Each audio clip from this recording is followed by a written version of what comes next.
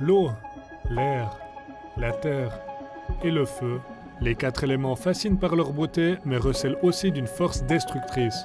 Comment la région se protège-t-elle contre les catastrophes naturelles? La sécurité de la population est-elle garantie, même en temps de pandémie?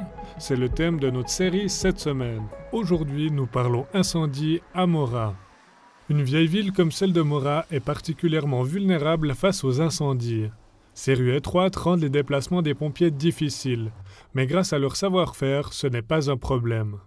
On a des incorporés qui sont nés, qui ont grandi aux villes, et pour ça, ils ont vraiment les connaissances avec tout le savoir qu'on a besoin, parce que c'est très complexe, là, la construction, c'est très proche, et on a, au niveau pompier, on a des différents réservoirs qui sont souterrains au cas où on peut vraiment tirer l'eau direct dans la ville. Quand l'intervention des pompiers dure au point de devoir faire appel à du renfort, le protocole fribourgeois diffère de celui du canton de Berne, par exemple. Dans la plupart des cas, les pompiers se débrouillent seuls, mais... Si l'intervention se prolonge lorsqu'il faut évacuer des gens, par exemple, l'un de ces organes de conduite de distri intervient. Les pompiers me contactent et je mets en place le dispositif pour qu'on puisse commander des renforts au canton. Des pompiers, par exemple, ou des spécialistes. Comme ça, on peut maîtriser l'événement au plus vite.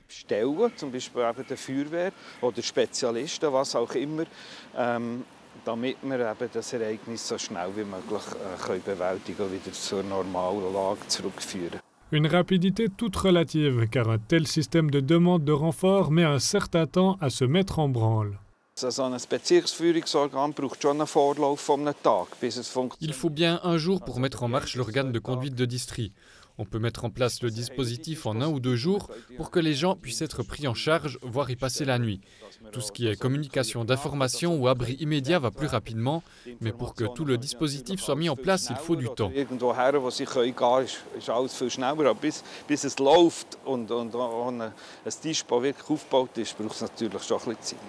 La majorité des problèmes peuvent être pris en charge par les pompiers seuls. La pandémie n'a pas changé grand-chose à leur fonctionnement.